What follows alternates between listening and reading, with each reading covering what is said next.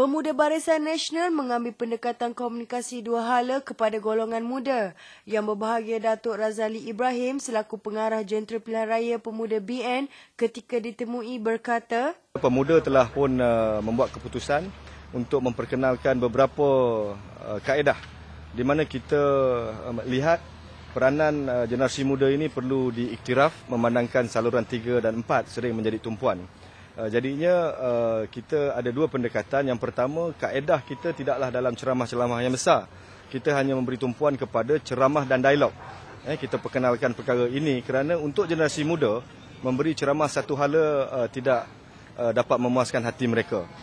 Mengambil kira pengalaman yang lampau, faedah yang kita dapat daripada ceramah dan dialog ini sangat memberangsangkan di mana mereka dapat meluahkan hati perasaan terhadap isu-isu yang terbelenggu. Kerana selama ini pemuda hanya menjalankan beberapa program, akhirnya program itu kelihatan menghukum generasi muda. Sebab kita sayangkan mereka, kita anggap mereka ini adalah pelapis masa depan. Jadi banyak sangat sekatan halangan yang akhirnya bersifat hukuman kepada generasi muda ini kita lakukan tanpa kita sedari. Tetapi apabila kita memperkenalkan ceramah dan dialog ini, maka mereka rasa mereka dihargai. Dan selepas kita berdialog, isu itu dapat kita jawab. Keduanya, mereka rasa mereka itu dilibatkan dan diberi tanggungjawab.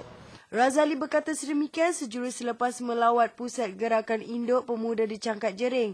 Tambah beliau lagi, BN mempunyai perancangan jangka masa yang panjang untuk generasi muda di kawasan ini dan seluruh negara. Kita juga sudah mula diberi peranan untuk menjalankan kajian sikap dalam kita bertemu dengan mereka. Tan Sri Muhyiddin ada memberi maklum dalam kita membuat perkara ini. Dia minta kita buat secara berterusan tentang profil, sikap dan latar belakang generasi muda ini. Supaya bukan hanya dalam tempoh pilihan raya, tetapi selepas ini di bahagian-bahagian kita dapat tahu di mana kedudukan generasi muda, sama ada dalam golongan profesional, pentadbiran ataupun mereka yang baru habis belajar, tercicir dan sebagainya. Saya rasa ini merupakan satu pendekatan baru di bawah kepimpinan Yang Amat Berhormat Presiden Datuk Seri Najib, di mana menunjukkan kesungguhan bahawa kita tidak boleh lagi leka dan memandang ringan modal insan yang kita rasa sebagai satu elemen yang sangat mustahak, di mana mengikut yang kita tahu 90% daripada mereka yang tergolong dalam kumpulan ini adalah mereka yang lahir selepas merdeka ataupun selepas 13 Mei. Jadi ini satu perkara baru yang diberi tanggungjawab kepada pemuda yang kita sahut dengan penuh amanah, semata-mata untuk memastikan rakyat kita dapat kita bela dalam keadaan yang sebaiknya.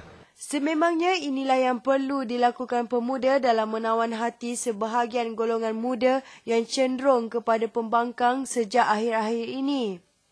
Pimpinan, sokongan dan bantuan yang ikhlas lagi berterusan pastinya mampu menarik semula golongan muda menyokong kerajaan.